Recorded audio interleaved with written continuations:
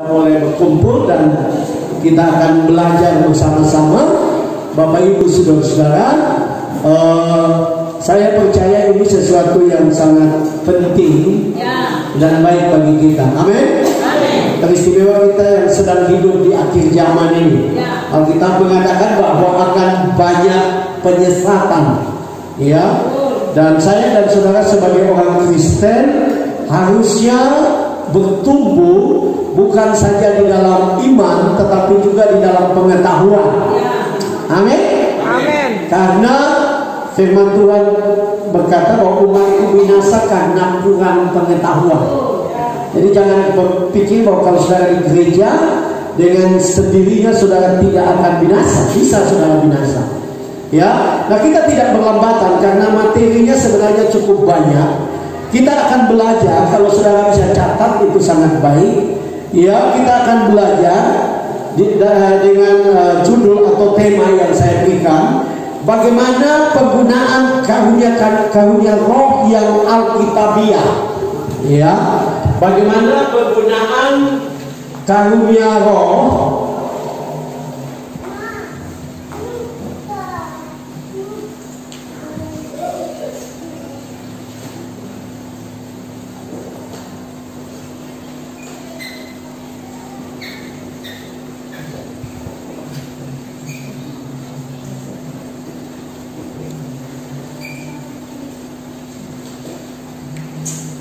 karunia roh yang alkitabiah, ya.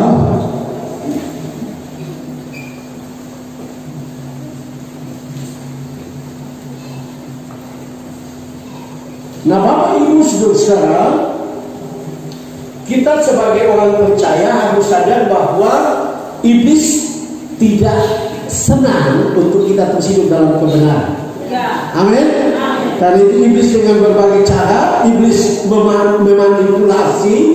Bahkan dalam perjalanan pendidikan saya dengan Tuhan, saya belajar bahwa di dalam api yang asli itu bisa datang api asing.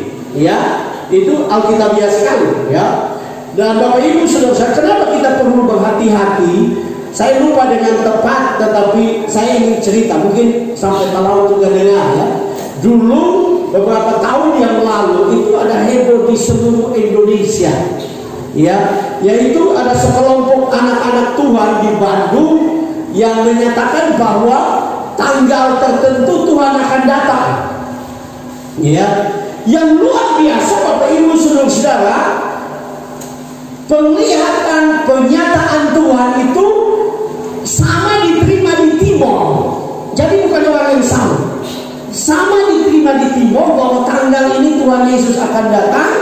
Itu terjadi di Timor, di daerah saya di NTT. Itu juga terjadi di Sorong, Papua. Dan orang-orang disuruh semua jual sawahnya, kebunnya, dan semua hanya mau tunggu Tuhan. Dan Bapak Ibu Saudara, singkat cerita, seingat saya itu pendeta kalau tidak salah orang Batak, ya. Dan Bapak Ibu Saudara yang di Bandung, ya, mereka mulai duduk dan tunggu, persekutuan itu duduk dan mulai tunggu Tuhan. Dan pada tanggal itu Tuhan tidak datang, yang datang polisi, ya. Karena meresahkan masyarakat, saudara. Itu heboh di seluruh Indonesia. Dan itu sesuatu yang mempermalukan kekristenan, Bapak Ibu Saudara-saudara. Karena itu kita sebagai orang Kristen harus terbuka terhadap karunia roh. Saya orang Pentakosta asli, saya lahir dalam pergerakan Pentakosta, dan saya sangat percaya dengan karunia roh. Tetapi saya menyadari bahwa dalam perjalanan kekristenan ini, dan tidak perlu dipungkiri bahwa dalam kelompok Pentakosta karismatik pun seringkali terjadi penyimpangan. Sehingga kita harus punya standar yang benar. Dan kenapa saya berikan tema atau judul bagaimana penggunaan karunia roh yang alkitabiah? Bapak Ibu Saudara, karena penggunaan karunia ini bisa saja dengan daging kita, amin, dengan emosi kita, tanpa standar Alkitab yang benar. Nah, memang karena materinya banyak, saya tidak akan baca semua ayat. Saya berharap saudara bisa catat. karunia roh itu tidak tertulis hanya pada satu bagian Alkitab. Dia ada di Roma 12 ayat 6 sampai 8. Kalau sudah mau catat, Roma 12 ayat 6 sampai 8, itu karunia yang ada, yaitu karunia bernubuat, melayani, mengajar, menasihati, membagi-bagikan, memberi pimpinan, dan kemurahan. Ya, itu sebenarnya disebut sebagai karunia pelayanan. Ya, Roma 12 ayat 6 sampai 8. Ya, kemudian ada di dalam 1 Korintus 12 ayat 4 sampai ayat yang ke-11. 1 Korintus 12 ayat 4 sampai yang ke-11 itu karunia yang ada adalah karunia hikmah, pengetahuan, iman, menyembuhkan, mujizat, bernubuat, membedakan roh, berbahasa roh, dan menafsirkan bahasa roh. Itu disebut dengan karunia pernyataan atau manifestasi. Ya, 1 Korintus 12 ayat 4 sampai 11. Itu karunia manifestasi. Nah, di Efesus juga ada, Bapak Ibu Saudara-saudara, yaitu Efesus 4 ayat 11 dan ayat 12. Efesus 4 ayat 11 dan 12, yaitu karunia rasul, nabi, penginjil, gembala, pengajar. Ini disebut karunia jabatan atau karunia jabatan kepemimpinan. Ya, jadi ada banyak karunia. Sedangkan di dalam 1 Petrus 4 ayat 11, 1 Petrus 4 ayat 11, karunia yang ada adalah berbicara atau sebenarnya mengajar atau berkhotbah, dan karunia melayani. Dan juga ada di dalam 1 Korintus 12 ayat 28 sampai ayat yang ke-30. 1 Korintus 12 ayat 28 sampai 30, yaitu karunia rasul, nabi, pengajar, mujizat, menyembuhkan, melayani, memimpin, dan berkata-kata dalam bahasa roh. Ya, jadi ada banyak karunia. Menurut Peter Wagner yang saya pernah baca bukunya, dia berkata bahwa ada sekitar 27 karunia di seluruh Alkitab, khusus Perjanjian Baru. Jadi Bapak Ibu Saudara-saudara, karunia itu banyak. Ya, karunia itu termasuk karunia berdoa. Sederhananya begini, kalau orang yang tidak punya karunia tidak bisa berdoa lama, tapi orang berdoa bisa berjam-jam, itu karunia. Ya, dia menikmati doa yang lama. Ya, jadi kalau kita belajar tentang karunia, Bapak Ibu, sangat-sangat banyak. Ya, kalau di dalam bahasa Yunani untuk karunia itu dari bahasa Yunani karismata. Ya,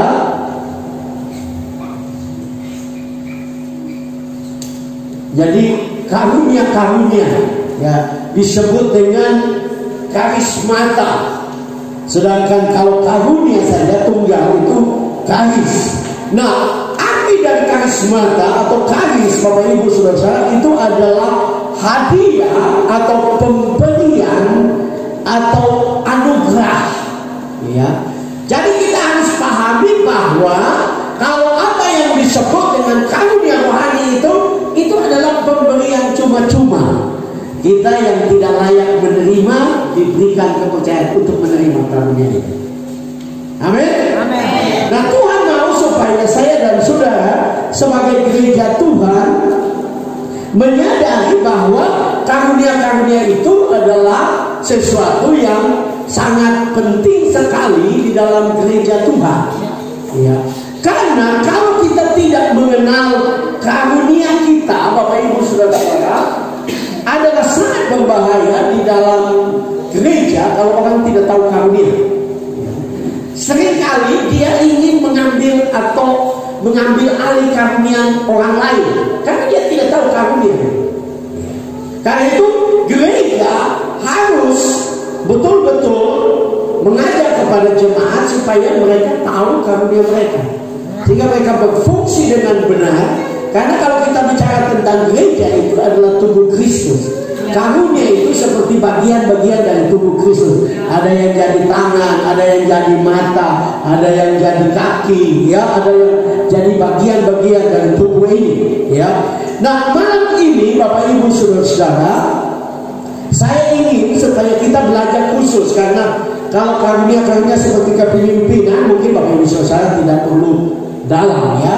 Tapi karunia-karunia yang dipraktekkan di dalam kehidupan berjemaat, secara khusus dalam ibadah-ibadah kita, ya, itu perlu kita tahu. Itu sebabnya saya ingin kita akan belajar, dan boleh saya minta seseorang yang punya suara keras membaca dari 1 Korintus 12 ayat 8 sampai 11, ya.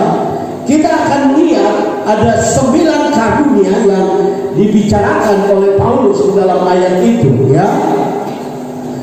Kalau kita bisa singkat, 1 Korintus 12 ayat 8 sampai 11, ya.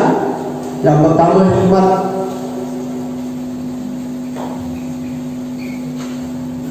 Coba satu boleh baca yang suara keras, mungkin dulu kepala. Boleh. Nah. Iya. 1 Korintus 12 ayat 8 sampai 11. 1 Korintus 12 ayat 8 sampai dengan ayat 11. Sebab kepada yang seorang Roh memberikan karunia untuk berkata-kata dengan hikmat, dan kepada yang lain Roh yang sama memberikan karunia berkata-kata dengan pengetahuan. Kepada yang seorang Roh yang sama memberikan iman, dan kepada yang lain Ia memberikan karunia untuk menyembuhkan. Kepada yang seorang Roh memberikan kuasa untuk mengadakan mujizat, dan kepada yang lain Ia memberikan karunia untuk bernubuat, dan kepada yang lain lagi Ia memberikan karunia untuk membedakan bermacam-macam roh. Kepada yang seorang Ia memberikan karunia untuk berkata-kata dengan bahasa roh, dan kepada yang lain Ia memberikan karunia untuk menafsirkan bahasa roh itu. Tetapi semuanya ini dikerjakan oleh Roh yang satu dan yang sama, yang memberikan karunia kepada tiap-tiap orang secara khusus seperti yang dikehendakinya. Iya, jadi kita akan fokus kepada 9 karunia ini. Nanti kalau Bapak Ibu Saudara ingin bertanya soal karunia yang lain, nanti kita bisa terbuka untuk kita sharing, ya. Tetapi intinya kita fokus kepada 9 karunia ini yang adalah pemberian daripada Roh Kudus, ya. Nah, Bapak Ibu Saudara-saudara harus disadari bahwa karunia Roh itu adalah kemampuan rohani yang diberikan oleh Roh Kudus kepada kita untuk kita dapat berfungsi di dalam gereja, untuk kita dapat melayani di dalam gereja, bahkan melayani di dalam masyarakat. Jadi itu adalah tujuan daripada karunia-karunia roh, ya. Nah, karunia roh itu beda dengan bakat dan talenta atau kepandaian, ya. Ada orang di luar sana punya, contohnya punya bakat musik, itu bukan karunia, karena karunia itu tujuan utama memuliakan Tuhan. Kalau dia hanya punya talenta dan bakat, dia bermain untuk orang berdansa, orang nari dan sebagainya. Nah, itu talenta, beda dengan karunia. Tapi saya ingin katakan kepada Bapak Ibu Saudara-saudara, talenta atau bakat atau kepandaian kalau dibawa kepada Tuhan itu menjadi karunia, ya, dipersembahkan kepada Tuhan itu menjadi karunia. Itu sebabnya kalau saudara pernah tahu penyanyi rohani terkenal di dunia, yaitu Michael Smith. Michael Smith pertama itu dia ateis, Bapak Ibu Saudara. Dia tidak percaya Tuhan, ya. Tetapi dia orang baik, dia bukan orang jahat, orang baik. Nah, Don Moon dekat dengan dia, kenal baik, dan Don Moon mengundang dia dalam konsernya, dan dia main piano, dia sangat ahli main piano. Singkat cerita, waktu dia bermain piano dalam konsernya Don Moon, dia bertobat dan menyerahkan hidup kepada Tuhan, dan dia menjadi penyanyi rohani yang sangat terkenal. Saudara bisa search di YouTube, saudara akan tulis saja Michael Smith. Dia adalah penyanyi yang dulunya tidak percaya Tuhan. Tuhan mengambil talenta, bakatnya, dan Tuhan pakai untuk kemuliaan Tuhan. Amin. Nah, gereja juga harusnya berdoa kepada Tuhan supaya Tuhan kirimkan orang-orang yang punya bakat dan talenta dan persembahkan itu kepada Tuhan, ya. Sehingga pelayanan gereja menjadi pelayanan yang lengkap, ya. Karena itu sesuatu yang penting Bapak Ibu Saudara-saudara. Nah, kita terus akan belajar bahwa karunia-karunia rohani Bapak Ibu Saudara-saudara yang tadi saya sudah katakan itu seperti tubuh Kristus. Ya, kalau semua berfungsi dengan baik di tempat yang tepat, gereja itu akan berkembang. Amin. Gereja itu akan menjadi berkat. Gereja itu akan menjadi kesaksian bagi banyak orang bahwa sungguh-sungguh itu yang Tuhan inginkan bagi gereja Tuhan. Nah, kita lanjut Bapak Ibu Saudara-saudara. Kita akan lihat bagaimana gereja dapat menjalankan karunia yang benar. Kita akan lihat apa yang harus dipegang oleh gereja. Yang pertama, pemberian karunia Roh Kudus adalah menurut kehendak Roh Kudus, diberikan sebagai bekal untuk melayani pekerjaan Tuhan. Ya, jadi Bapak Ibu Saudara-saudara, kalau kita sungguh-sungguh dengan Tuhan, kita setia dengan Tuhan, maka Roh Kudus akan memberikan kepada kita karunia, ya, kemampuan. Mungkin saudara duduk di sini dan berkata, Pak Pendeta, saya tidak tahu karunia saya apa. Dorongan saya adalah mintalah kepada Roh Kudus supaya engkau memiliki karunia roh.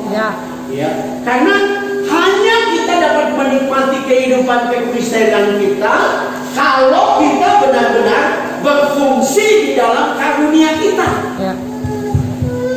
Karena kalau kita tidak sadar karunia, sekali lagi yang tadi saya bilang, kita akan iri lihat pendeta berkhotbah, kita mau berkhotbah. Ya, padahal itu bukan, ya, kasih Pak. Itu bukan karunia kita. Ya. Akhirnya kita mau rebut mic. Ini masalah itu, ya. Ya. Nah, lebih repot lagi kalau pakai suara Tuhan untuk rebut mic, gitu kan? Nah, nggak boleh. Karena kita harus tahu karunia kita apa. Dan itu membuat kita tidak iri. Ya. Contohnya, orang yang memimpin pujian, worship leader, itu karunia. Jadi kalau saudara tidak punya karunia, jangan saudara protes. Ya. Atau saudara iri hati. Ini tidak akan menolong. Nah, Roh Kudus akan memberikan kepada kita karunia supaya kita bisa berfungsi dengan baik. Yang kedua, pemberian karunia Roh Kudus berlangsung hingga kini, tidak hanya pada zaman para rasul saja. Nah, ini penting.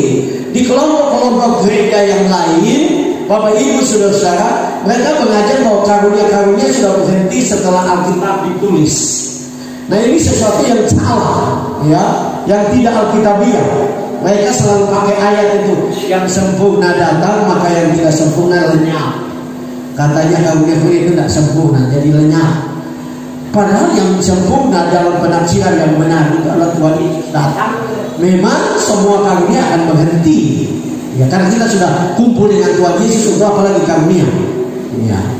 Nah, tapi gereja kita, gereja aliran Pentakosta karismatik, masih percaya bahwa sampai sekarang semua karunia masih berlangsung. Amin. Semua karunia masih berjalan. Karena itu kita sangat terbuka kepada pekerjaan roh dan manifestasi dari karunia roh. Tetapi sekali lagi kita harus sadar bahwa Tuhan mau kita menggunakan karunia itu dengan benar. Amin. Jadi jangan Tuhan sudah tidak percaya karunia roh ada lagi, bahasa roh sudah tidak ada. Tidak, sudah masih ada. Tuhan masih bekerja dengan karunia-karunia roh. Yang ketiga, pemberian karunia Roh Kudus adalah untuk kepentingan bersama, yaitu untuk pertumbuhan dan pembangunan tubuh Kristus, bukan untuk kebanggaan atau kesenangan pribadi. Nah, ini sesuatu yang perlu saudara kita umat Tuhan tahu, bahwa tujuan utama pemberian karunia di dalam gereja itu adalah untuk membangun tubuh Kristus, bukan untuk penonjolan diri. Kenapa? Kalau saya analisa kenapa seperti di Korintus itu Paulus begitu melarang orang berbahasa roh, ya, karena yang terjadi adalah penonjolan diri. ya, penonjolan karunia. Tetapi kalau karunia itu dijalankan dengan benar, itu tidak ada masalah. Amin. Karena biasanya manusia ini, kita manusia cenderung, ya, kalau kita tidak mati terhadap diri sendiri, kita tidak mati dalam kedagingan kita, maka kita cenderung mau menonjolkan ini, betul nggak? Pengen tampil, pengen kelihatan lebih rohani, lebih hebat di dalam gereja, bahkan bisa mengatur gereja. Nah, ini karena tidak mati secara roh, secara daging. Jadi Tuhan mau supaya kita sadar pemberian karunia itu bukan untuk kepentingan kita, ya, tapi untuk kepentingan pembangunan tubuh Kristus. Nah, itu sesuatu yang penting. Ya, yang berikut, semua karunia sama-sama penting. Walaupun ada beberapa karunia yang berkesan lebih menonjol atau justru kurang berarti dibandingkan dengan yang lain. Nah, Bapak Ibu Saudara-saudara, seringkali kita ya ingin untuk mendapatkan karunia daripada Tuhan. Ya kan? Cenderung kita mau cari karunia yang tampil, betul nggak? Kita ingin karunianya tampil di muka, kalau karunia di belakang, kayak karunia melayani, ya itu bagian cuci piring di belakang itu karunia tidak enak gitu, tidak menonjol kan? Ya, karunia berdoa, duduk lama-lama jadi berdoa, itu tidak enak, itu tidak pernah tampil kan? Ya, orang ini karunia menonjol. Nah, tapi di hadapan Tuhan semua karunia itu penting. Bahkan karunia-karunia yang tidak menonjol itu justru bagus. Kenapa? Karena saudara akan mendapatkan upah penuh. Contohnya karunia melayani di belakang, menyiapkan makanan untuk misalnya untuk ibadah dan kegiatan. Orang tidak pernah kita berterima kasih, ya, berikan penghormatan khusus, tidak. Atau karunia doa, jangan ada ucapan khusus terima kasih buat orang berkarunia doa. Tapi di hadapan Tuhan itu lebih dihargai, lebih dalam pengertian secara khusus upah. Karena semua karunia dijalankan dengan baik, akhirnya adalah kita mendapatkan upah dari karunia tersebut. Nah, kalau karunia itu dijalankan dengan baik, kita tidak dihormati di dunia. Karena Yesus bilang, kalau kita sudah dihormati di dunia, kita akan kehilangan upah di surga. Ya. Seringkali kita bikin apa-apa, kita mau dihormati. Ya. Saya ini punya jasa besar gereja ini. Sudah menuntut jasa besar dihormati, sudah kehilangan upah. Lebih baik orang anggap sudah tidak ada jasa dan sampai di surga Tuhan bilang, karena engkau, hei Pak Soleman, sudah berbuat yang terbaik. Karena cuma dia Pak Soleman bikin apa sih? Semua orang tidak tahu. Tuhan kasih upah di depan ribuan orang percaya, kita menghormati. Itu kan lebih penting. Daripada saudara cuma dihormati di bulu-bulunya saja. Betul nggak? Artinya kalau kita berbuat sesuatu menjalankan karunia, kalau Tuhan percaya biarlah kita berkata seperti Yesus katakanlah bahwa engkau hamba-hamba yang tidak berguna. Ya, kita hamba-hamba yang tidak berguna, jangan terlalu ingat-ingat jasa kita. Ya, saya senang dengan Ibu Gembala, ya, almarhum, ya, Bapak Mesatian. Ini tidak minta dihormati sedikit dalam prosesnya. Padahal mungkin 70-80% gereja ini diselesaikan oleh beliau, ya, almarhum. Istrinya tidak menuntut penghormatan apa. Apakah kita memberikan piagam penghargaan? Tidak kan? Tetapi itu yang Tuhan mau. Dia sudah menjalankan karunia dengan baik. Ya, karena itu saya dan saudara harus belajar. Biarkan Tuhan mempercayakan karunia kepada kita. Kalaupun itu tidak menonjol, jalankan dengan baik, karena itu pasti akan dapat upah. Amin. Bahkan kalau tidak diberi penghargaan, itu dapat upah yang sempurna. Yang berikut, tidak ada orang percaya yang memiliki semua karunia. Ya, dan tidak ada seorang pun yang tidak punya karunia. Benar. Saudara pasti punya karunia. Mungkin minimal itu karunia makan. Oh, salah. Makan bukan karunia. Ya. Pasti saudara ada punya satu karunia. Amin. Yesus menggambarkan pemberian talenta itu, ada yang dapat 5, ada yang dapat 2, ada yang dapat 1. Ya. Tapi saudara perhatikan, akhir dari pengupahan untuk talenta itu, ya, adalah masuk dalam pesta Tuhan. Semua sama. Ya. Semua sama masuk. Satu itu kalau dia jalankan baik-baik, dia juga masuk. Dia juga penghormatannya sama. Ya, nah repotnya kita ini punya talenta semua. Salah, Tuhan tidak akan kasih saudara semua. Tuhan, kenapa Tuhan lakukan itu? Bapak Ibu saudara-saudara, Tuhan lakukan itu supaya kita menjadi rendah hati. Ya, termasuk kita pendeta, ya. Kenapa pendeta tidak punya semua karunia? Ya, karena Tuhan mau supaya kita sadar bahwa kita butuh jemaat.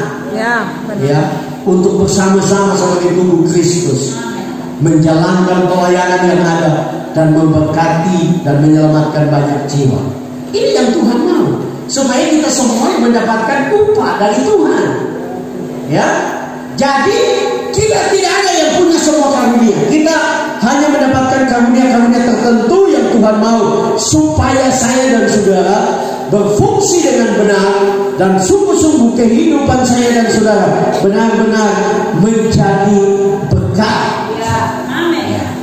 Karena itu secara khusus tadi saya sudah katakan bahwa malam ini kita akan fokus kepada 9 karunia yang tadi Ibu Gembala sudah baca ayat-ayatnya, ya. Dan kita akan mulai dengan apa yang disebut dengan yang pertama, ada 9 karunia. Yang pertama, karunia berkata-kata dengan hikmat, ya. Nah, karunia berkata-kata dengan hikmat dalam apa yang saya tulis di sini adalah kemampuan untuk berkata-kata dengan hikmat dan otoritas yang dianugerahkan oleh Roh Kudus kepada orang-orang tertentu. Karunia ini memampukan kita memahami hikmat Tuhan dan menyampaikan kepada orang lain pada suatu keadaan atau masalah tertentu. Jadi karunia hikmat itu adalah pemberian dari Tuhan supaya dengan hikmat Tuhan kita bisa memecahkan satu masalah, satu problema yang menurut kemampuan manusia sudah tidak bisa, sudah mentok. Tapi dengan hikmat Tuhan kita dapat pecahkan, ya. Nah, contoh yang paling alkitabiah adalah Salomo. Alkitab mengatakan tidak ada orang di dunia ini yang memiliki hikmat seperti Salomo. Betul? Bahkan firman Allah berkata sebelum dia dan sesudah dia tidak ada orang yang punya hikmat seperti Salomo. Dan Alkitab menunjukkan dengan jelas bagaimana hikmat Salomo, di mana ada 2 orang ibu yang datang mengadu. Yang mereka menceritakan bahwa waktu mereka sama-sama punya bayi dalam usia yang sama-sama jenis kelamin, dan malam waktu mereka tidur ada satu yang tindis bayinya dan bayinya meninggal. Dan mereka datang membawa bayi yang hidup kepada Salomo dan minta supaya Salomo memutuskan itu. Dan karena bayi itu sulit dibedakan karena masih kecil, dan tidak ada yang bisa, mereka berdua pun sulit untuk menunjukkan perbedaan.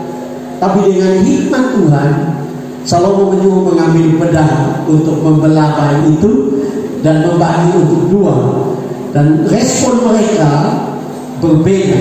Respon ibu yang anaknya mati yang dia tukar tadi malam, dia bilang, iya potong sudah, bagi 2 supaya belah 2, ya bagi 2, ya. Tapi ibu yang punya bayi itu berkata, enggak, jangan, kasih saja dia bayi itu.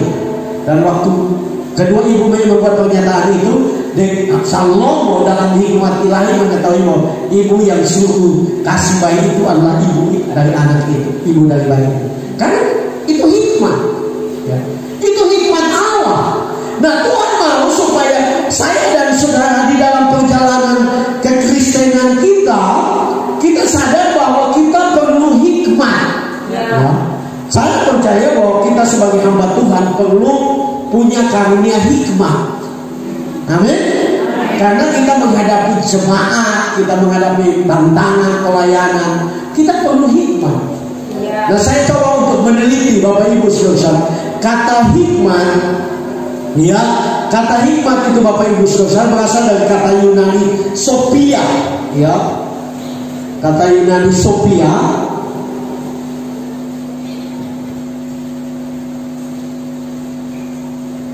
Nah, kata ini Bapak Ibu Saudara menggambarkan tentang satu hikmat yang luar biasa. Itu bisa diterjemahkan kebijaksanaan, pengertian, kecerdasan, secara khusus hikmat Allah, ya. Jadi Tuhan mau supaya saya dan saudara jadi orang Kristen itu jangan jadi orang Kristen yang bodoh, ya, tapi orang Kristen yang berhikmat. Ya, amin. Dalam perjalanan iman saudara harus berhikmat, ya. Karena tanpa hikmat Tuhan kita akan melakukan kesalahan-kesalahan yang pada akhirnya menghancurkan kehidupan kita. Kita butuh hikmat yang datang dari Tuhan, sehingga saya dan saudara dapat mengambil keputusan-keputusan, pilihan-pilihan yang tepat, ya. Karena hikmat Tuhan. Ada yang membedakan Bapak Ibu Saudara. Nanti yang kedua nanti kita akan lihat bahwa ada karunia pengetahuan. Sekalipun ini tidak kaku, tapi orang berkata bahwa kalau hikmat itu datang dari atas, ya. Pengetahuan itu datang dari usaha manusia. Sekalipun itu tidak boleh kaku, karena Tuhan juga memberi pengetahuan, ya. Tetapi sebagai orang Kristen kita harus menjadi orang yang berhikmat, ya. Amin. Sehingga kita tidak salah, ya. Secara khusus saya, ya, dan juga teman-teman kami dari badan pengurus daerah, ya, kami harus minta hikmat Tuhan untuk mengambil keputusan-keputusan menyangkut gereja, ya. Contohnya kami datang untuk mengurus Bulude, kami tahu bahwa kami perlu hikmat Tuhan, ya, karena terbuka aja. Waktu kami mau datang saja orang bilang, waduh, Bulude itu, ya, DP jemaat itu banyak yang usir-usir pendeta, ya. Nah, pendeta saya di pendeta saya diusir, apalagi BPD. Jadi itu kan mesti hikmat. Amin. Kalau salah-salah kan memang jadi kacau, kan. Dan saya bersyukur kepada Tuhan bahwa kedatangan kami pertama, kemudian kedatangan kami kedua, kami dipimpin oleh hikmat Tuhan. Amin. Sehingga semua dapat berjalan baik, ya. Semua dapat berjalan dengan, ya, ada banyak-banyak percaya, tapi ya cuma di luar saja, ya, puji Tuhan, ya. Jadi mari kita sadar bahwa saya dan saudara terus bertumbuh di dalam Tuhan, supaya saya dan saudara betul-betul menjadi orang percaya yang memiliki hikmat Tuhan. Amin. Amin. Kalau saudara menghadapi satu keputusan yang sulit, berdoa kepada Tuhan, katakan, Tuhan berikan saya hikmat, supaya saya putuskan ini adalah ini keputusan yang datang dari Tuhan. Ya. Kalau kita kembali kepada kisah para rasul, waktu jemaat mula-mula itu berapa itu, bahkan sekarang di BPD pun kalau saya berdoa, saya selalu berdoa gitu, yaitu Tuhan berikan kami hikmat untuk kami memutuskan berdasarkan keputusan roh dan keputusan kami. Karena kalau hanya keputusan kami bukan keputusan roh, maka semua bisa kacau. Karena kami itu kadang-kadang ego manusia, betul. Tapi kalau itu keputusan roh dan juga hikmat yang Tuhan berikan, maka itu akan sungguh-sungguh memuliakan Tuhan. Nah, yang kedua, Bapak Ibu Saudara, yang kedua adalah karunia berkata-kata dengan pengetahuan. Di sini dikatakan karunia berkata-kata dengan pengetahuan adalah kemampuan rohani untuk menyatakan suatu pengetahuan tentang seseorang, keadaan dan kebenaran dengan pimpinan dari Roh Kudus. Ya, jadi Bapak Ibu Saudara, pengetahuan ini secara khusus kalau kita lihat itu dia kembali kepada fokus untuk berhadapan dengan manusia. Ya. Contoh yang Alkitabiah adalah waktu Ananias dan Safira menjual tanah, dan mereka datang untuk persembahkan kepada para rasul, taruh di kaki para rasul, dan mereka berusaha untuk dalam tanda kutip seperti mau menipu, ya, dan memang bukan menipu sebenarnya. Tapi mereka ditanya, ya, Ananias datang dan Petrus tanya, ya, apakah ini semua hasil penjualan? Dan dia berkata bahwa semua itu hasil penjualan itu semua. Tetapi Petrus dalam pengetahuan ilahi, ya, dalam pengetahuan yang datang daripada Roh Kudus, ya, dia dapat mengetahui bahwa ini ada penipuan, ada yang tidak benar. Demikian pula dengan waktu Safira istrinya datang. Mungkin orang berkata, Pak Pendeta, dulu awal gereja mula-mula itu Tuhan jahat sekali. Tidak, Tuhan sedang menjaga kekudusan gereja, dan dengan pengetahuan, ya, yang datang daripada Tuhan, Petrus bisa untuk mengetahui bahwa ini ada sesuatu yang tidak benar. Gereja Tuhan, secara khusus kita orang Kristen, secara khusus lagi dengan kita sebagai pemimpin, gembala, kita harus punya karunia pengetahuan. Karena tidak semua orang Kristen itu tulus. Tidak semua orang Kristen itu hidup dalam kebenaran atau takut akan Tuhan. Ada yang nakal-nakal. Sudah lihat ini gereja mula-mula yang masih pekerjaan Roh Kudus saja, ya, ada yang nakal, ya. Roh Kudus ada kerja luar biasa, ada yang masih nakal. Jadi yang kita orang Kristen semua pasti tulus, semua pasti benar. Enggak, ada. Karena kita tahu bahwa iblis juga sedang bekerja.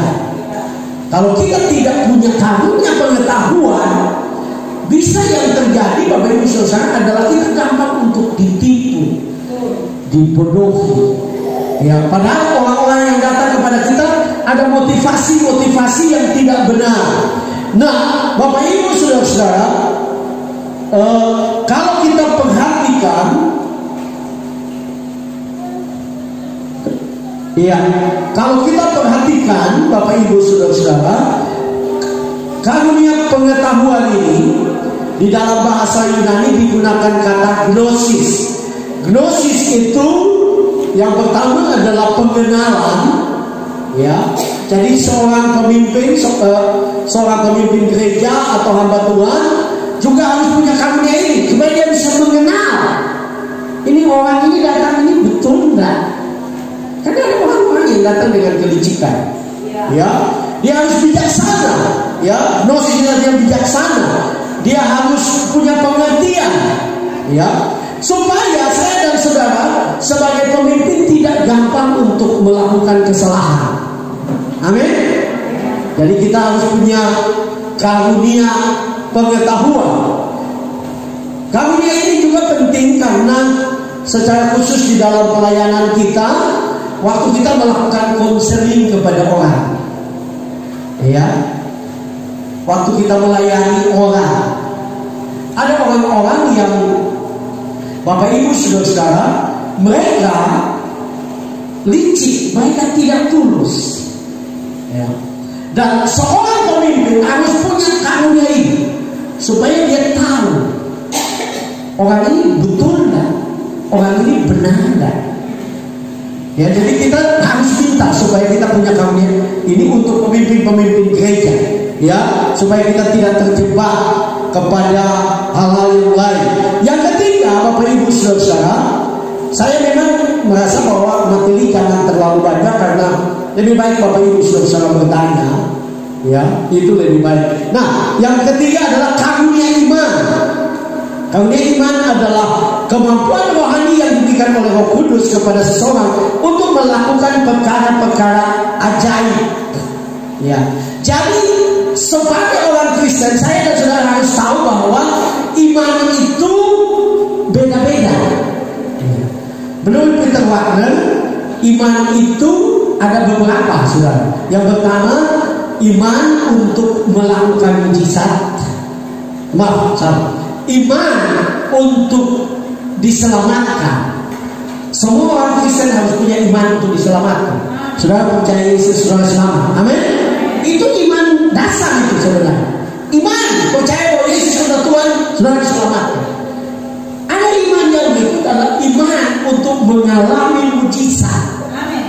Ya, saudara punya iman supaya saudara mengalami mujizat keuangan, mengalami mujizat kesehatan, saudara mengalami mujizat-mujizat terobosan. Itu iman. Ya. Tapi bukan saja mengalami. Ada iman menurut kita waktu yang ketiga adalah iman untuk melakukan mujizat-mujizat. Nah, orang Kristen tidak boleh berhenti pada iman tingkatan pertama. Dia harus naik kepada iman yang berikut, yaitu iman untuk melakukan mujizat. Iman seperti ini yang Yesus sebut sebagai iman untuk memindahkan gunung. Ya. Jadi Tuhan berikan kepada kita iman yang besar. Tapi saya ingin katakan kepada Bapak Ibu Saudara-saudara, iman itu mesti dilatih. Ya. Itu sebabnya Paulus bicara tentang kerohanian orang percaya itu seperti latihan badani.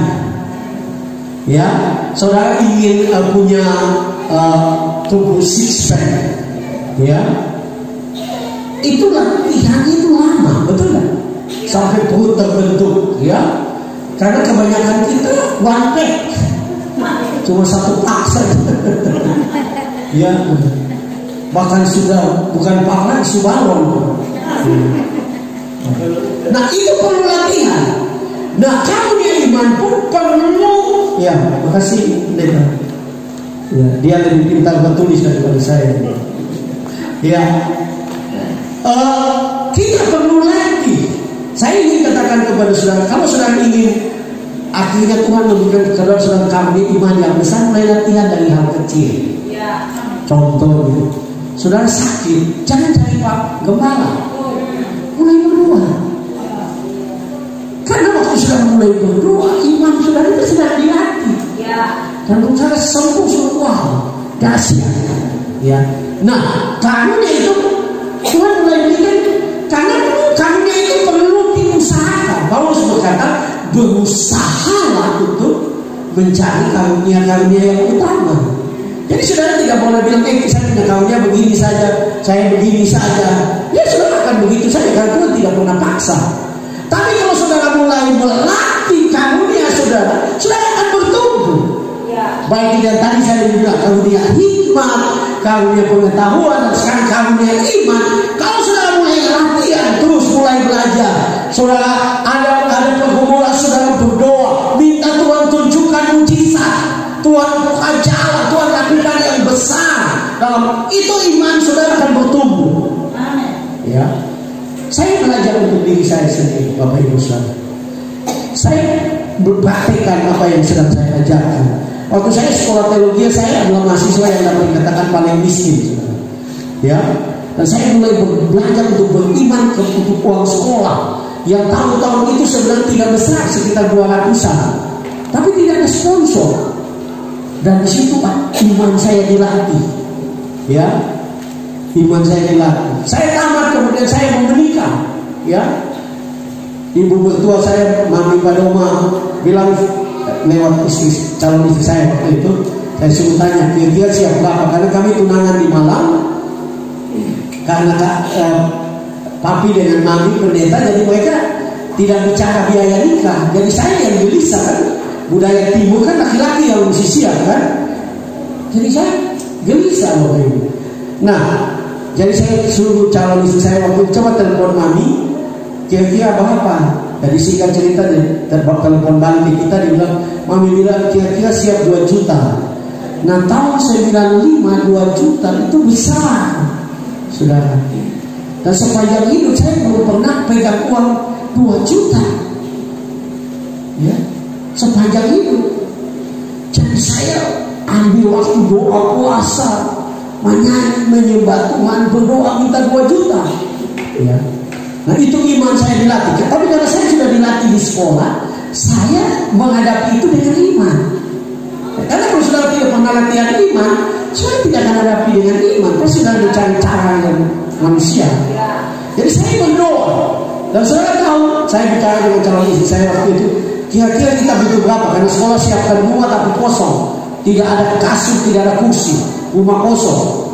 Jadi masa pengantin baru tidur di langgar kan. Jadi Tuhan doa bicara, kita doa bicara, kita berdoa 5 juta. Tapi kan tidak pernah hidup sepanjang hidup pegang juta-juta, jut-jut, jadi 5 juta ini dari mana? Ya. Habis berdoa lihat, nggak tahu dari mana. Ya kan saya bukan gembala, waktu saya dosen di Ambon, sekolah kecil yang sudah mau tutup. Ya. Tapi kami berdoa.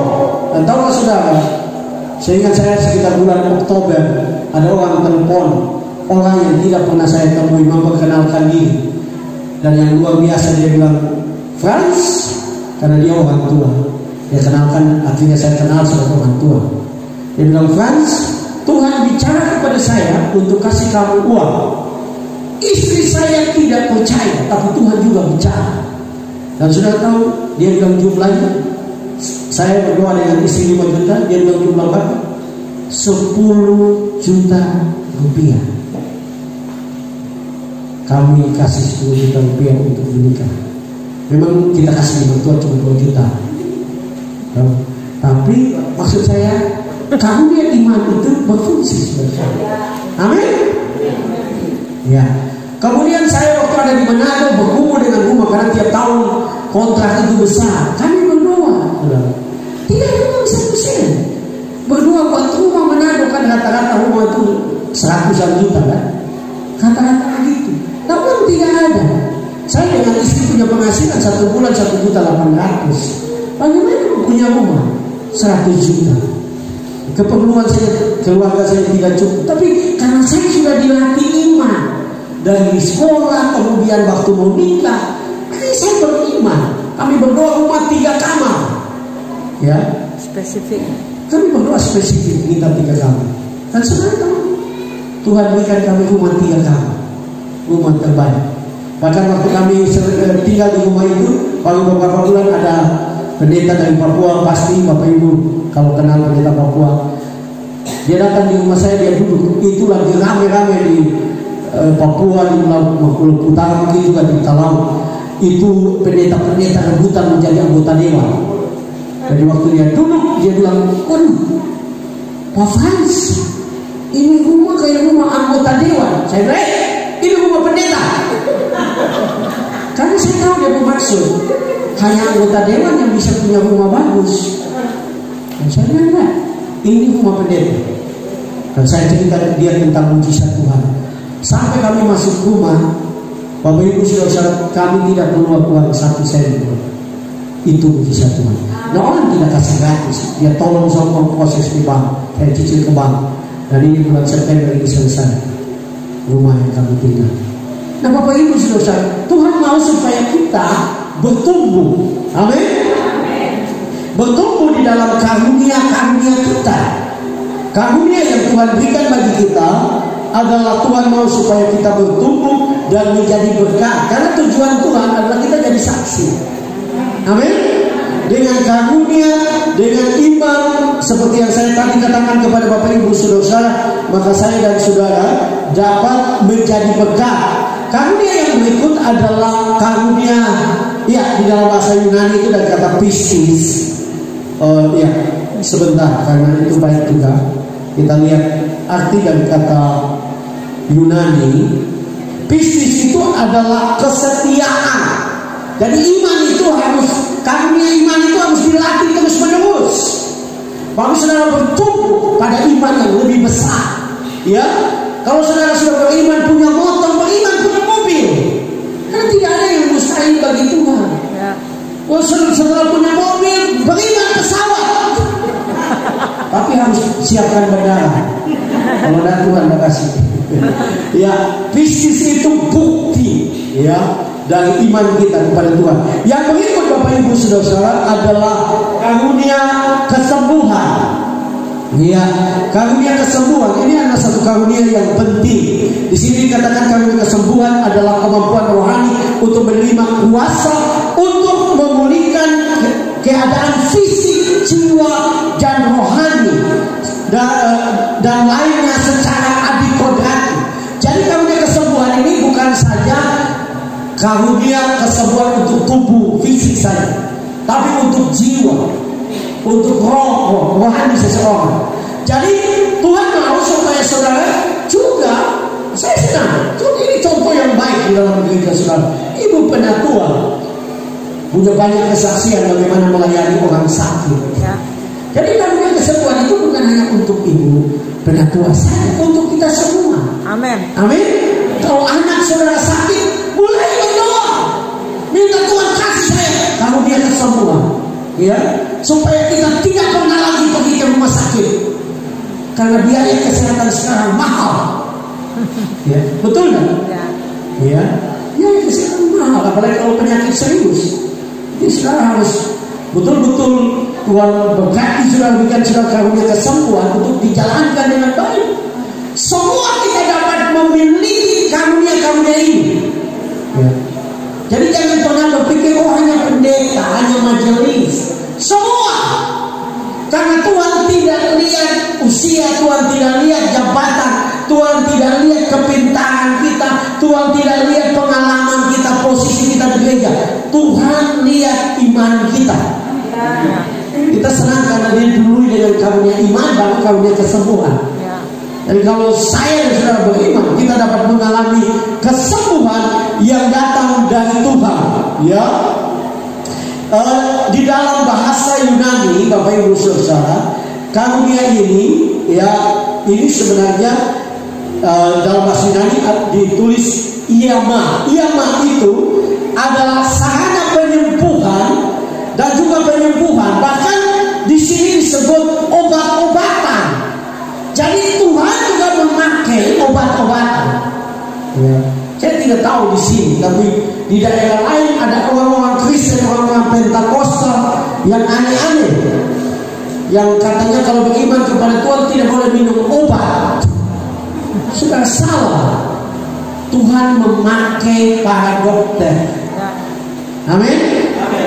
Tuhan pakai para dokter untuk menolong kita, karena itu hikmat. Kepintaran yang didapatkan oleh dokter itu datang dari Tuhan. Orang menemukan obat itu juga datang dari Tuhan. Jadi kita perlu sadar bahwa karunia kesembuhan itu juga termasuk, ya, pengobatan medis.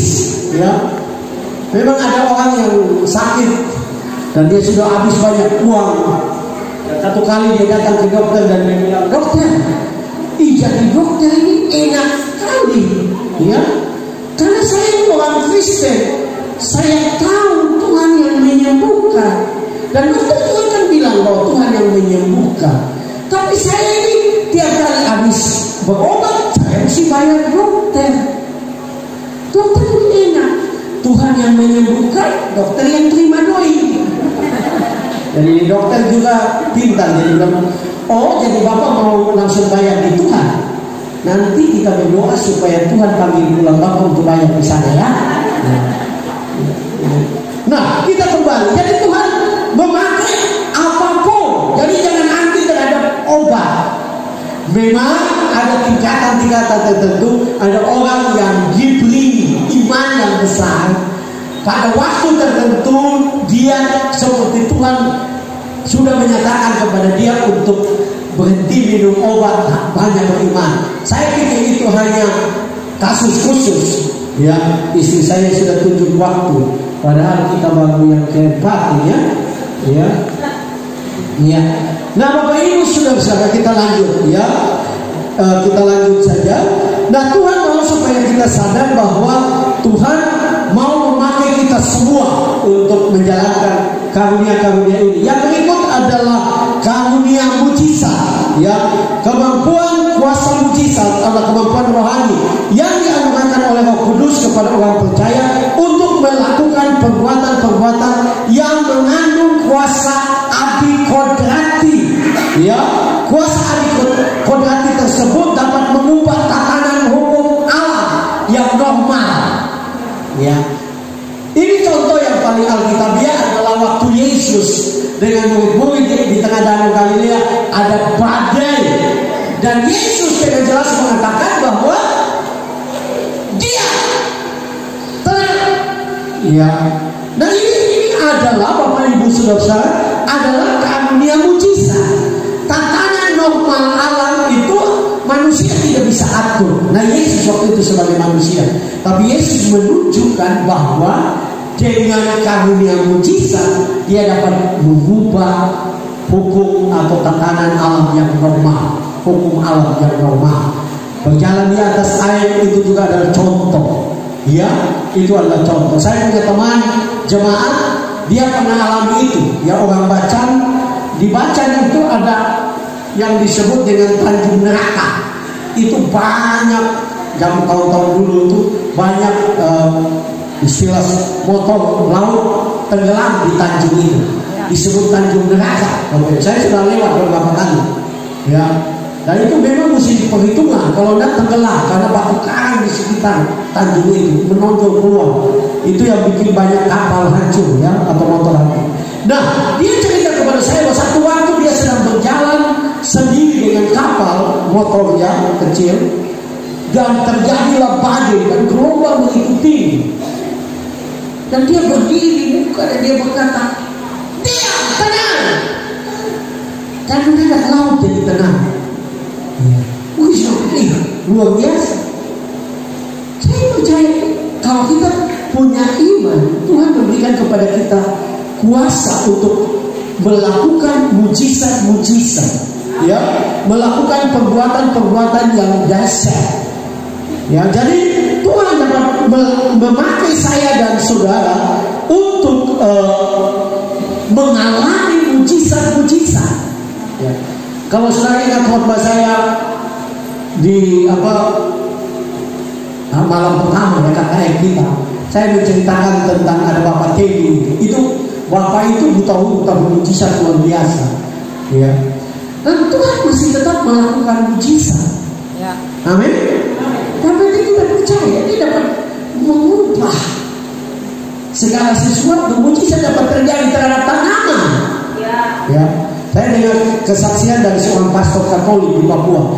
Dia pastor karismatik. Ya, kalau nggak salah namanya Pak dia, namanya Pastor John Gunai. Ada di YouTube, khotbah-khotbahnya karismatik sekali. Dia cerita ada satu mama-mama Papua, ya. Dia punya mangga di samping rumah. Mangga ini daunnya rimbun sekali. Dia tiap hari sibuk sapu daun kering. Sama, saya punya 2 di Manado. Bertahun-tahun mangga tidak berbuah. Nah, dia anak Tuhan. Satu waktu, Bapak Ibu saudara, satu waktu dia keluar, dia ambil kapak, dia datang kepada di pohon itu dan dia tunjuk di kapak itu pohon. Dia bilang, "Pohon, mangga." Firman Tuhan bilang, "Tahun depan kalau kamu tidak berbuah, saya tebangkan." Ya. Jadi dia bilang firman Tuhan bilang. Singkat saja dia masuk. Beberapa hari kemudian daun semua kuning. Dia pikir ya ini mangga semati lah. Tapi daun semua mulai muncul daun muda. Makanya kan kalau mau bunga itu kan, daun muda mulai muncul, mulai lama-lama mulai keluar bunga, mulai keluar buah, semua buah penuh di pohon itu. Jadi saya mau katakan kepada saudara, saudara dapat mengambil otoritas Allah dan menggunakan karunia mujizat, amin, untuk hal-hal yang luar biasa, hal-hal yang dahsyat. Ya, di sini dikatakan kata Yunani, ya, itu mujizat, kuasa dan mujizat itu menggunakan kata energemata dan juga kata dinamion. Dinamion itu dipakai secara bersamaan untuk memberikan penekanan ganda yang menunjukkan kuasa adikodrati yang diperlukan untuk menundukkan kuasa yang besar. Jadi saudara dapat mengusir setan, ya, seperti Ibu Menantua, ya. Kita semua punya kuasa, amin. Jangan orang kesurupan, saudara juga ketakutan. Itu pasti saudara, dia akan pindah ke saudara. Karena itu saudara sedang membuka celah. Ketakutan adalah celah untuk kuasa kegelapan dapat masuk. Kita cepat. Kemudian karunia bernubuat, ya, adalah kemampuan yang dianugerahkan Roh Kudus kepada orang percaya untuk menyampaikan kehendak Allah kepada umatnya dan menyingkapkan hal-hal yang akan terjadi di masa depan. Ya, ketika seseorang memiliki karunia tersebut, maka dengan kehendak Roh Kudus ia akan mampu menyampaikan kehendak Tuhan dan pesan lain kepada umat Tuhan dengan kebenaran firman Tuhan. Nah, saya ingin saudara perhatikan karunia yang berikut adalah karunia bernubuat. Karunia bernubuat adalah kemampuan yang diberikan oleh Roh Kudus untuk kita menyatakan apa yang menjadi kehendak Tuhan, rencana Tuhan. Nah, ini perlu hati-hati, ya. Ini bukan terjadi di sini saja atau di mana, di banyak tempat ini terjadi. Orang menggunakan karunia ini dengan salah. Ya, saya pernah baca kisah lucu, ya. Katanya ada dua ibu di satu gereja yang berkelahi, ya. Nah, ini juga karena tidak ada karunia penglihatan, jadi kita gabungkan saja, ya. Tapi karena waktu berkelahi, satu ibu itu baju putih, satu baju merah. Jadi waktu ibadah Roh Kudus kerja, ibu yang baju putih mulai angkat tangan, mulai Tuhan berkata, ibu yang punya baju merah, ada kegelapan di dalam hidupku. Nah, ibu baju merah juga tidak mau kalah.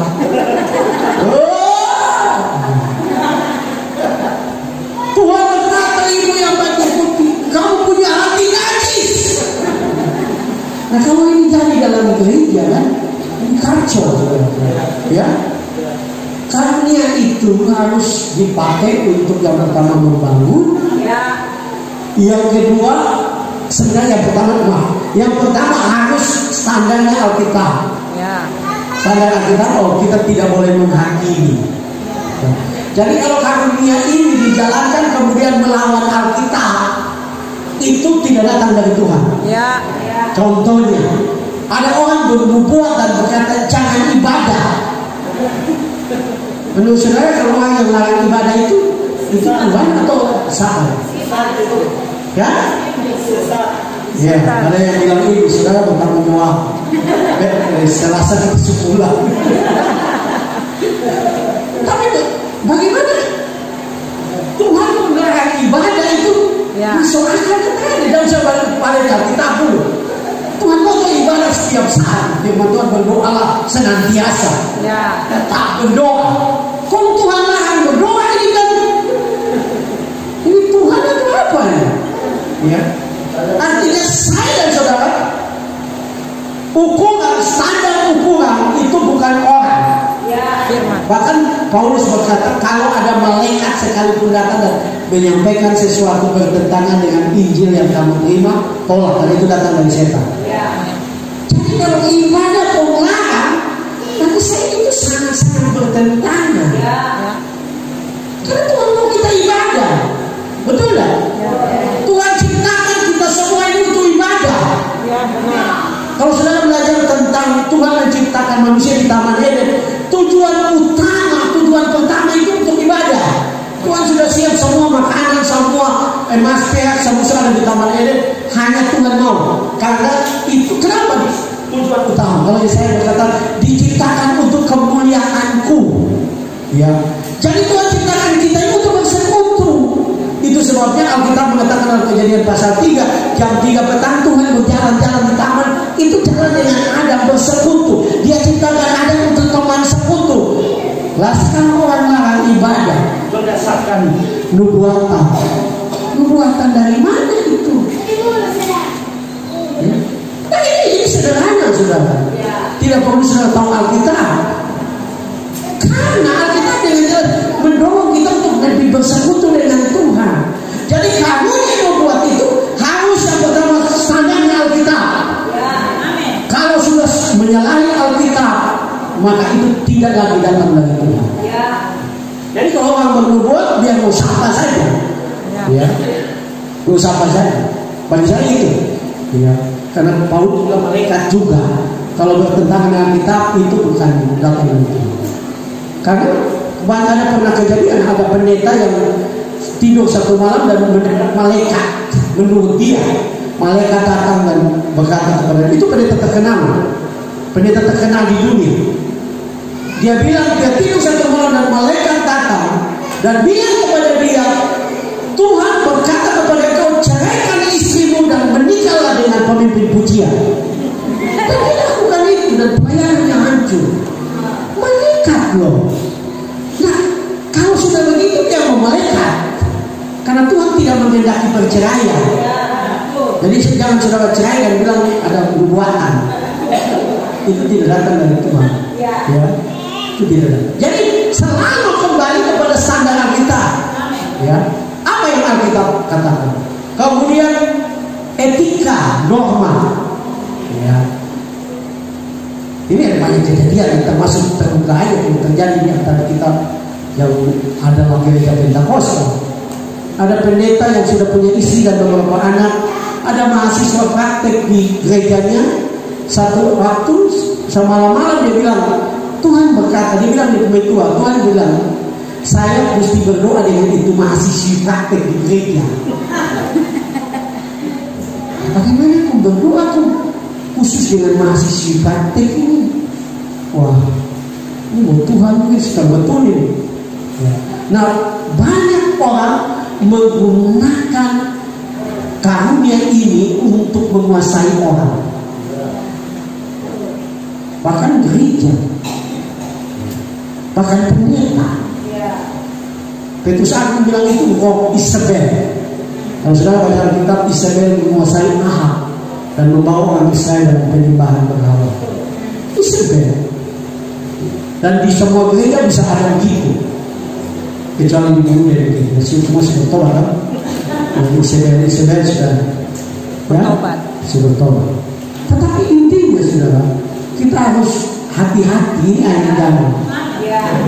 Orang bisa menggunakan nama Tuhan untuk kepentingan pribadi, ya, untuk keuntungan diri. Ya. Contohnya, kalau ada yang datang dan bilang, Tuhan bicara buat saya bahwa perpuluhan kasih di saya. Ini kan aneh. Ya. Firman Tuhan bilang perpuluhan bawa di rumah Tuhan. Ya. Tahu? Kalau sudah berbuat begitu, kalau pendeta juga bilang begitu, itu pendeta tak betul itu. Ya, sekalipun mungkin dia punya hak. Ya. Sudah tidak boleh datang dan berkata Tuhan bilang kasih perpuluhan di sana. Bisa itu sudah tidak bilang kita. Jadi etika moral itu perlu. Jadi kita harus menggunakan karunia dengan cara yang benar. Dan Bapak Ibu saudara-saudara, ini penting karena kita sedang ada di akhir zaman. Ya, akan banyak penyesatan. Dan kalau kita tidak berhati-hati, maka ya akan mendatangkan kekacauan di dalam gereja.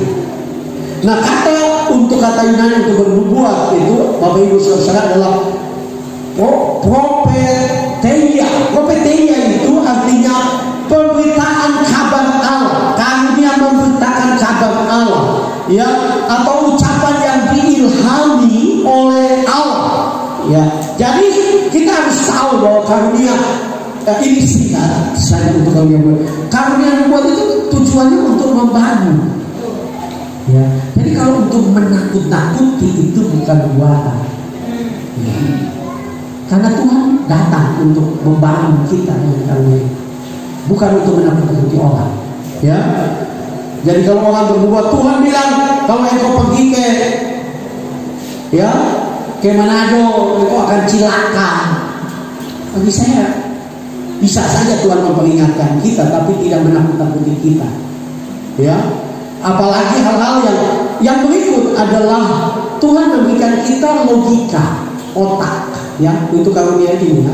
Maksudnya begini, kalau orang bernubuat, Tuhan juga, ya, harus berpikir, betul nggak? Kan Tuhan kasih otak kan? Betul nggak? Ya. Betul nggak? Ya. Karena itu pernah terjadi di Manado, ya, itu terjadi di jemaat Bethlehem, ya. Ada satu keluarga orang Chinese yang sukses, mereka diberkati, mereka kaya karena mereka buat kue kering dan kirim dengan kapal ke Halmahera dan banyak kaya. Tapi satu waktu mereka terjebak dengan satu kelompok yang sedikit-sedikit penglihatan, sedikit-sedikit berbuah. Ya, bahkan kalau ibadah saya pernah diajak oleh mereka, saya baru datang di Manado, diajak oleh mereka, itu habis ibadah, mulai semua menyembah, habis itu mulai tunggu satu, yang ini mulai berbuah, jadi semua harus berbuah.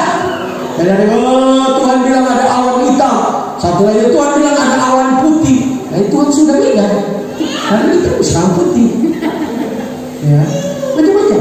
Ya, nah keluarga ini sudah terjebak dan mereka terpengaruh sekali.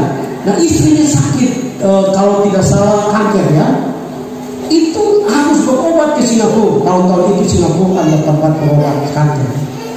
Tapi orang berbuat bilang, Tuhan bilang jangan naik pesawat, kalau naik pesawat mati. Jadi dia tidak naik pesawat. Dia punya usaha kapal. Tuhan bilang jual itu kapal tuh. Dia jual itu kapal. Mulai bangkrut, dia istri mati. Nah kalau naik pesawat di berobat mati, ya tidak apa-apa. Daripada berbuat juga mati. Kalau berbuat tuh hidup ya, boleh. Jadi Tuhan mau kita pakai otak, betul dah? Ya. Kalau ada lubang di gereja perlu tutup dan bisa tunggu suara Tuhan. Betul dah? Ya. Tuhan kasih, Tuhan mau gereja baik. Ya. Dia pakai suara Tuhan baru tutup lubang. Kita ampun. Ya. Kita bukan robot. Ya. Amin. Ya. Tuhan kasih kita hikmat untuk kita menjalankan. Nah, sekali lagi kalau karunia yang sudah tidak masuk akal itu perlu ditolak. Ya. Dan saya mengatakan gereja Kalvari tidak menerima ya cara-cara pelayanan atau menjalankan karunia seperti itu. Kita cepat yang berikut karunia membedakan roh. Ya, adalah kemampuan rohani yang dianugerahkan Roh Kudus kepada orang percaya untuk mengetahui sumber dari setiap pengajaran yang dimiliki oleh gereja dan hal-hal yang bersifat rohani lainnya. Apakah hal itu bersumber dari hikmat Allah atau bukan? Sebab pada kenyataannya ada hal-hal rohani ataupun pengajaran yang tidak berasal dari kuasa Tuhan. Ada banyak penyesatan dan kita sebagai gereja harus punya karunia ini. Secara khusus karunia ini harus dimiliki oleh gembala sidang. Kita harus punya karunia ini ya. Supaya saudara bisa bedakan ini datang dari Tuhan atau setan ya. Karena kadang-kadang ya firman Tuhan bilang setan bisa menjadi malaikat terangkau ya. Betul nggak? Jadi kita harus minta. Apalagi di dalam gereja boleh ada manifestasi aneh-aneh ya. Mesti punya karunia. Minta hikmat dan aturan yang benar dalam gereja. Kalau saudara dapat suara Tuhan, pemimpin rohani harus juga dapat konfirmasi namanya. Bahkan kalau saudara dapat apapun, itu harus saudara konfirmasi. Karena saudara bisa salah. Itu bisa suara hati, suara pikiran, ya, ada yang muncul di pikiran, itu bisa. Jadi caranya itu, cara Gideon itu kadang-kadang orang bilang cara tidak beriman, tapi itu cara yang terbaik. Uji Tuhan, kalau ini datang dari Tuhan akan ada begini, akan ada peneduhan begini, ada orang bicara begini. Kalau saya datang di gembala bilang begini, itu konfirmasi. Dan dalam gereja kalau seorang mau menyampaikan nubuat, aturannya dia harus bicara dulu dengan gembala, baru dia boleh datang di mimbar. Karena mimbar itu wewenang gembala. Jangan saudara bilang, oh saya dapat penglihatan dari Tuhan, langsung dari belakang maju. Tidak boleh. Karena itu bisa mengacaukan jemaat. Gembala harus konfirmasi, gembala harus dengarkan, gembala harus uji. Ya. Kalau banyak kekacauan begitu. Dan itu standar yang kami pakai di Bethlehem Manado. Tidak boleh dia dipakai Tuhan dalam gereja, silakan. Tapi kalau dia dapat sesuatu dari Tuhan, penglihatan, nubuatan, dia harus datang ke gembala untuk bertanya.